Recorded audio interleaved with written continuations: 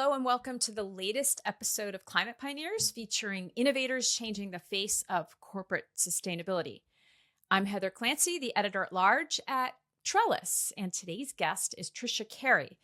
She has close to 3 decades of experience in innovations tied to more sustainable apparel. In the first act of her career, Tricia worked for more than 2 decades at Lenzig, where she helped encourage the adoption of Tencel by brands including Gap, Levi's, and Under Armour. Then Tricia went on to become the chief commercial officer of Swedish fibers recycling startup Renewcell, which worked with H&M, Zara, and Levi's until the company later declared bankruptcy. Lots of brands there, right?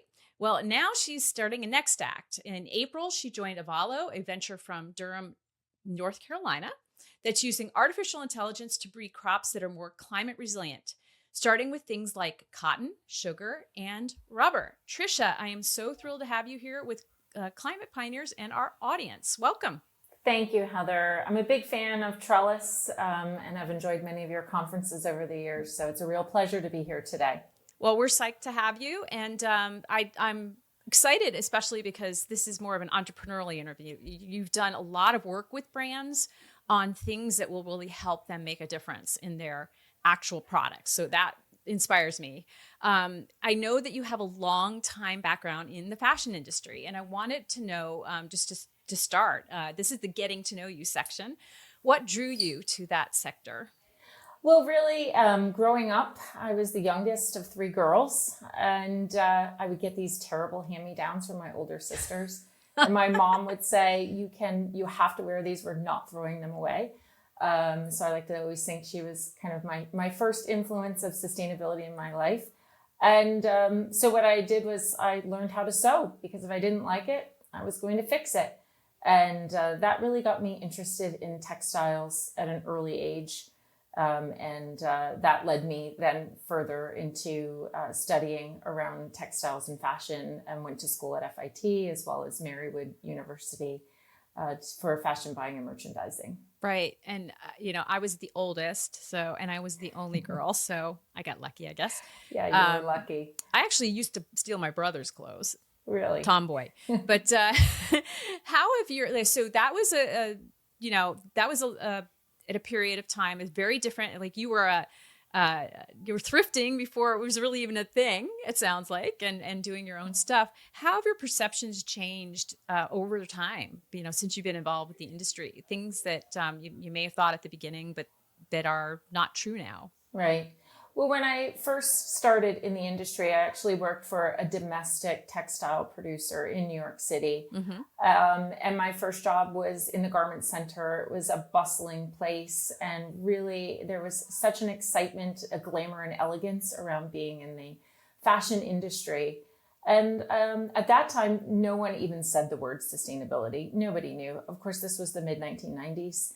And, a lot has changed since then. I think I also learned it's not so glamorous. There is a lot of grit that goes into the work that needs to be done to fill the stores with the clothes that we see. And certainly the evolution of sustainability that the industry now is paying so much attention to.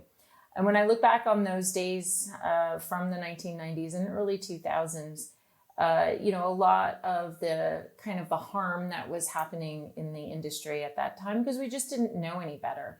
And then, of course, the ramping up and the rise of consumption in the consumer and the accessibility of fashion at all price points at all the time.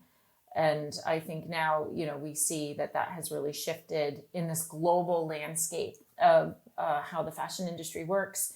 And I would say the other area is really the rise of understanding around the workers and what we have done with kind of the colonialism around how the textile industry moves from country to country, looking for the lowest cost producing country and factory to provide those textiles and garments. When did you, and this is you said sustainability wasn't even thought of, like when were you first kind of clued into the shift in wanting to get there? Yeah, that's a great question. And I think it happened over the years where while I was at Lenzing, we would get asked questions more about the origin. And so we were getting challenged primarily by brands and some of those, who are at the forefront, the Patagonias, Eileen Fishers of the world, who are really the leaders within this. But I would say what struck me the most was when Organic Exchange, which is now Textile Exchange, when I would attend some of those meetings. And I would go there and there would be maybe 75 to 100 people in the room. And you knew everybody, everyone who was really focusing on this topic. Now you go to those conferences and you're talking 1,500 people that you can't even get around the room to meet everyone. But in those early days, that's where people were really hammering home the questions. And not just what was happening in the textile industry, but I remember going to one of those conferences, and I always think of this when I get a cup of tea, and they were talking about all the resources that go into a cup. And there was a half-hour presentation, and I distinctly remember it was in Seattle, and it was breaking down how much energy and what goes into just making a cup.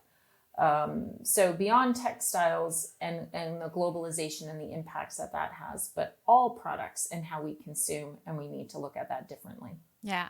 So you were at a very large company, and this is part of what I really love about your story is you've spent time in both worlds, right?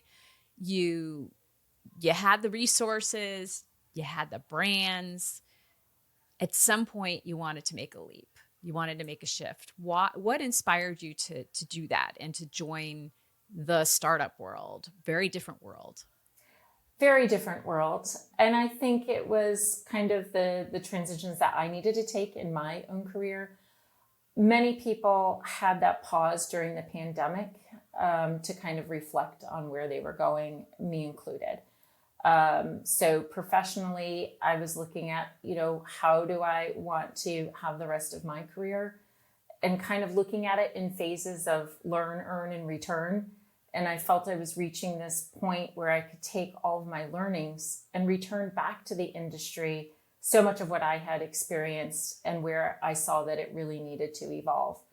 And on a personal level, I was also reaching a point where my kids were going off to school, and it gave me a little bit more time to do things that I've wanted to do.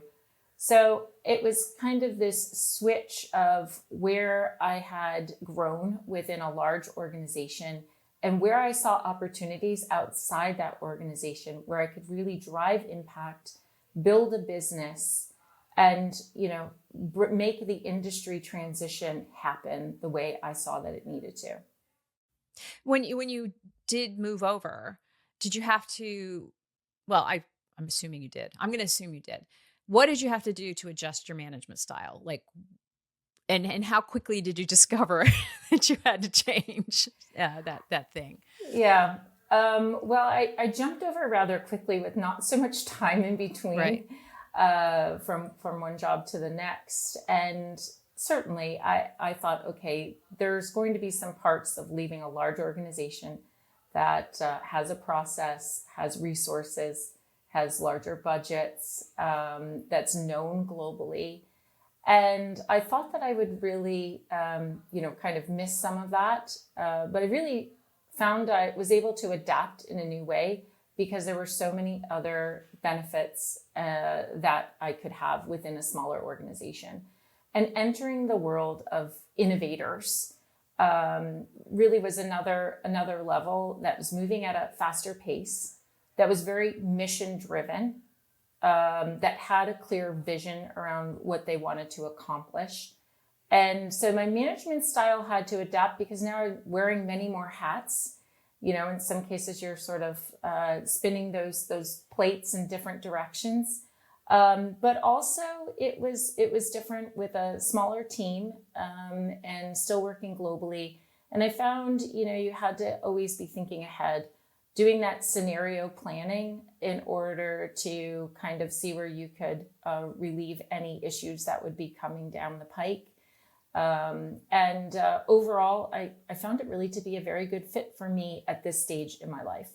So you had fewer resources. How did that change how you hired that team? Like, what did you look for that was different or more than potential? Not maybe that's not fair.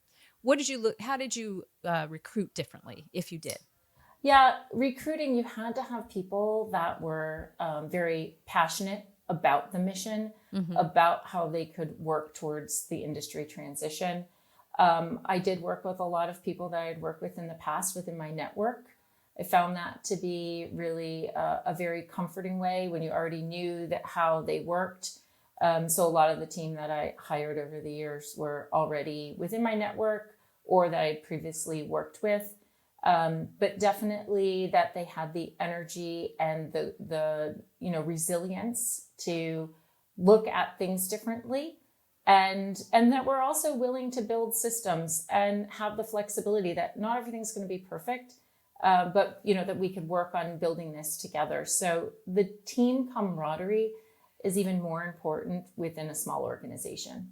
That makes a lot of sense. So you learned that. What was your? I mean, I mentioned a reference at the beginning. We do know the company you worked with prior evolved. I'll put it that way, into a different business model. What did you learn? What was your biggest learning from your experience with RenewCell, and then ultimately where it wound up? Yeah. A lot of learnings in a short period of time. I was talking to somebody else who was at an innovator and said, "Oh my gosh, in 18 months, I learned so much that, it took me 5 years in a larger organization of learnings." I learned a lot around really the diversification that you need to have within your market. Learning to make sure that you have the financial resources for the runway that you need to have in order to commercialize a product. Learning the importance of product market fit, really key. And most of all, that you have to have strong partnerships. When I reflected on RenewCell and went back to many of the other businesses who were involved, because I wanted to make sure that the industry learned from this. A lot of businesses were involved. We do so many pilots. We can get into that stagnation of pilots after pilots after pilots. And we have to all admit that we're moving forward. In many cases, it's back to basics. It's back to communication. It's back to making sure that we're running projects properly. And these are the things that I think we need to look at as whether it's an innovator or a large global enterprise, Right. that we maintain a clarity around the vision that we have, the projects, the deliverables, and the goals that we want to have out of these things. So those are the things you really think the industry should take away from stuff like that. Yes. I mean, I've written quite a bit about it. I think over the past year, I've shared a lot, and really do want to see that people learn from that experience. And I've, heard some positive feedback from that, that we have to figure out. I mean, the industry is going through an incredible transition right now. And it's never been a more exciting time to be a part of the textile and apparel industry.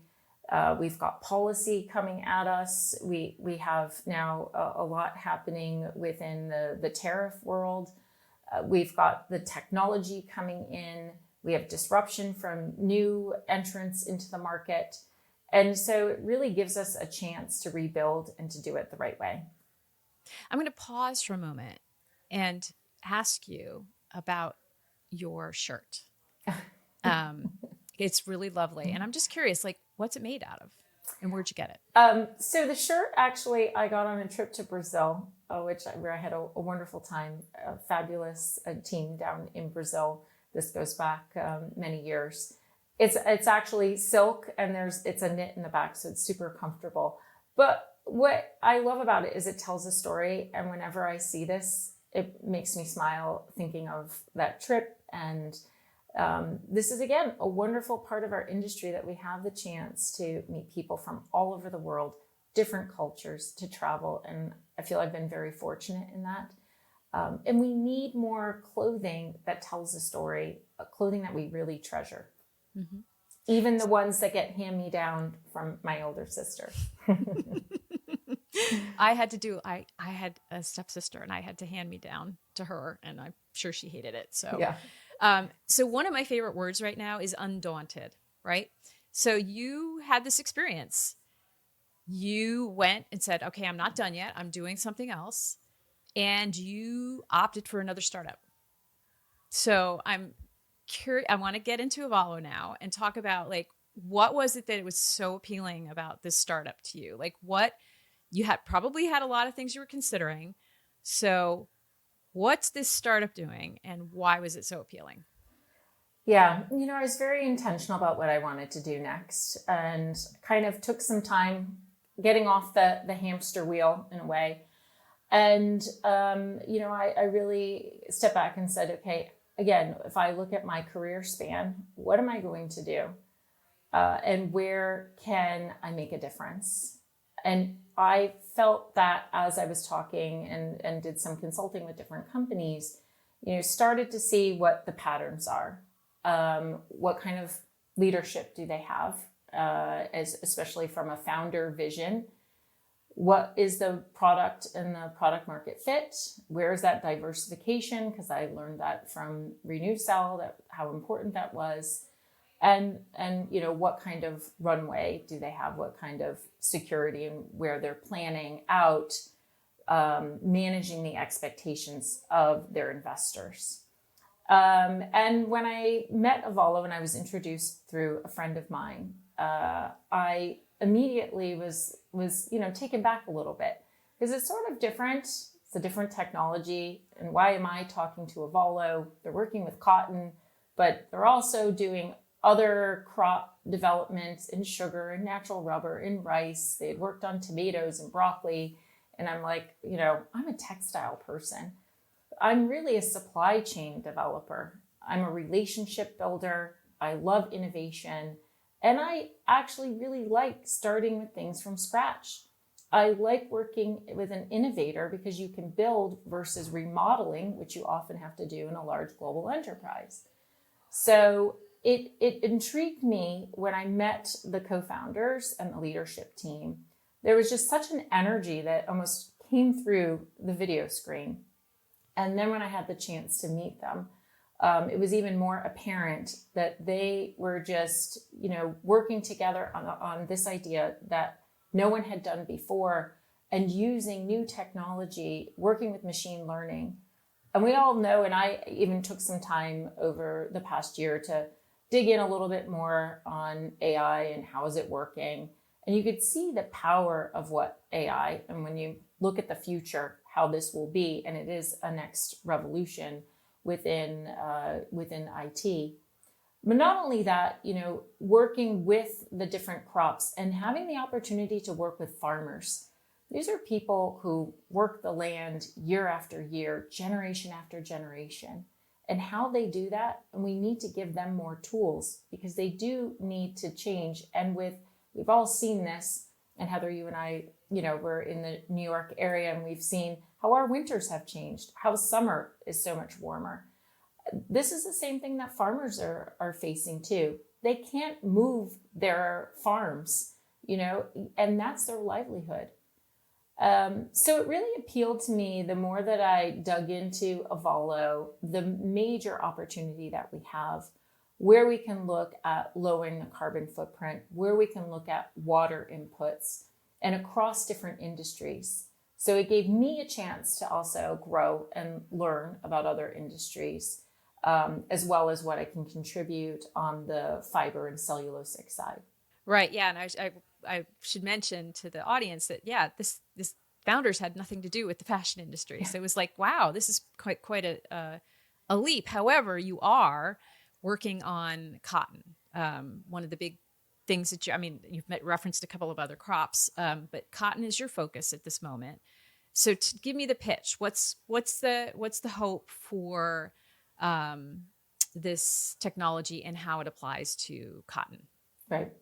So for Avalo, I'll explain a little bit about the technology since we haven't really discussed that. So Avalo is an AI-powered crop evolution company in basic terms. How we do that is we study the crop and we look at the soil, the weather, the inputs of water, chemical, fertilizer, and we look at what is optimal for that crop. If it's cotton, is it, the fiber length?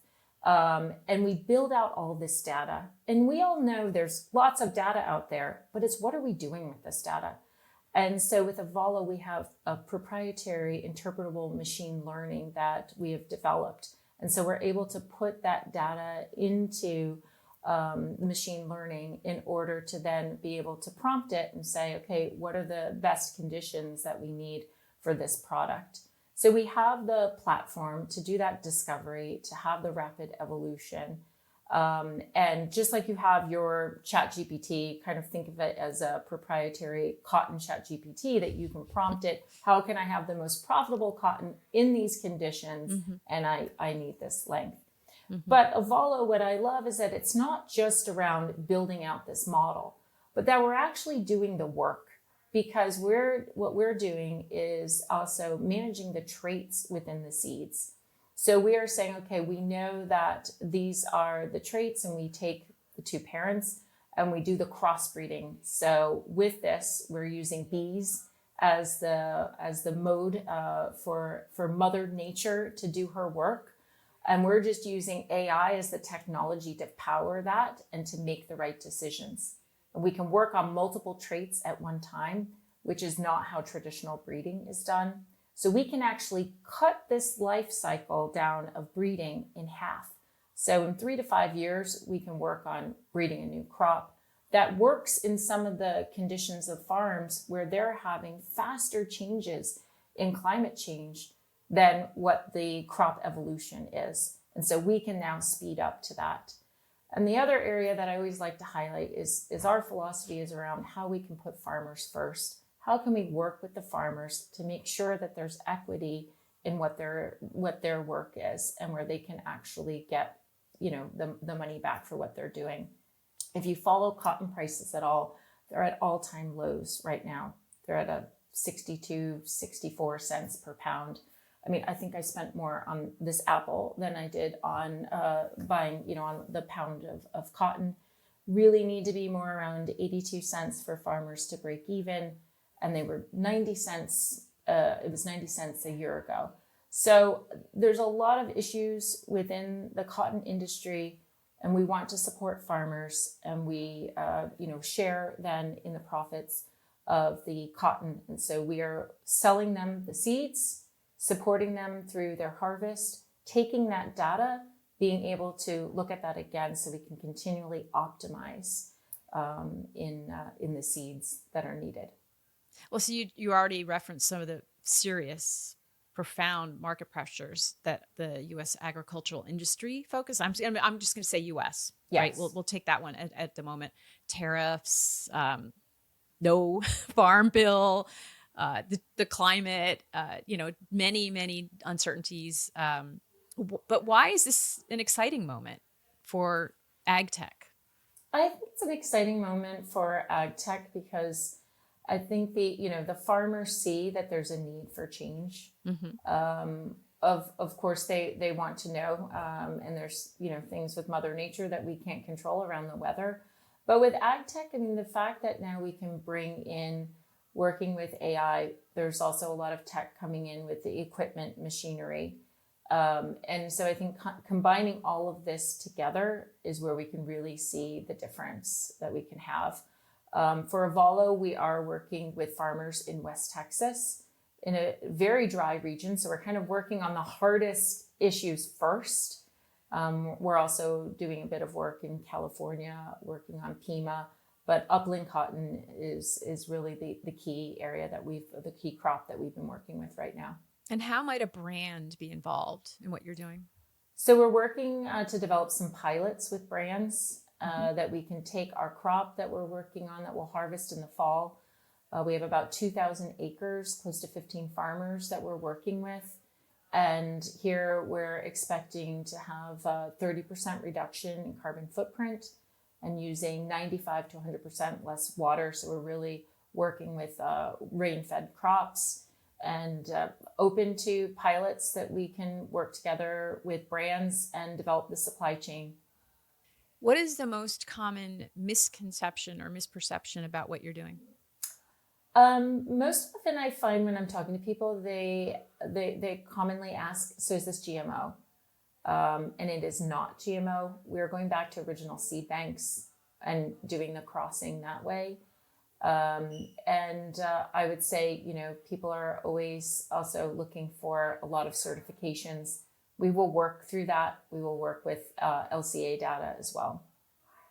In this moment, and I love what you said before about like building from the ground up versus remodeling, that kind of philosophy. So,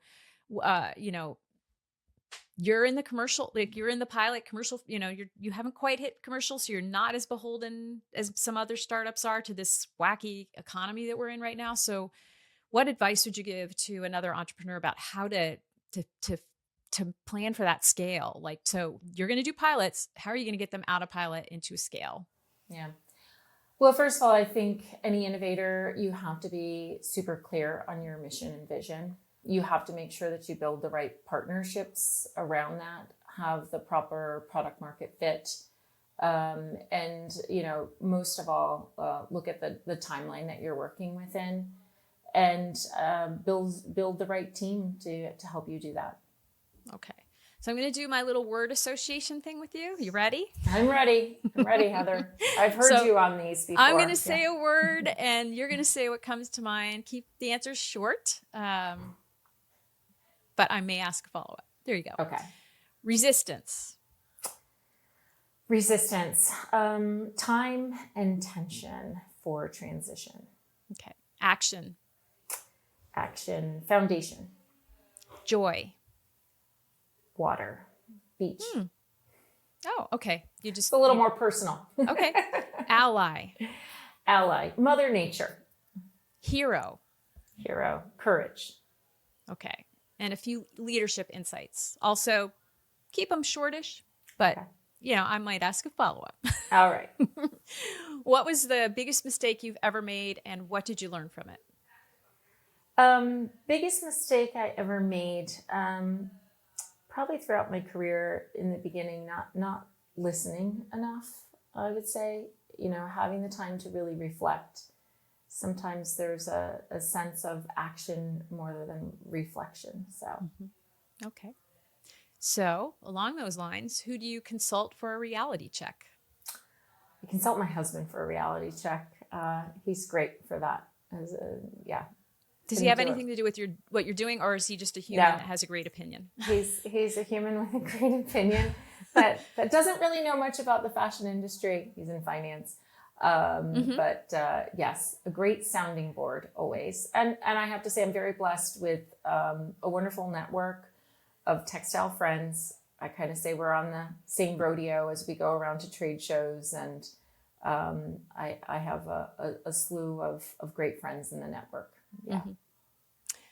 What one question should someone ask of every potential hire? Well, I've done a lot of interviews over the years, and I always like to ask people, if you weren't doing what you're doing now, what would you be doing? I think it gives a lot of good insights on other interests that people have. Okay. How do you recharge your batteries? I like to be outside going for walks.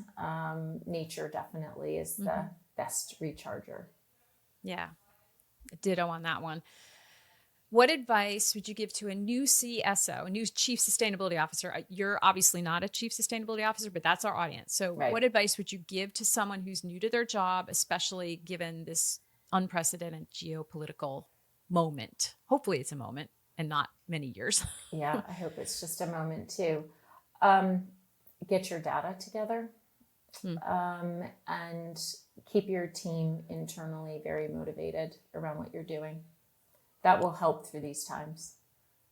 I am going to ask a follow-up on the data. Can you be more explicit about what you mean there?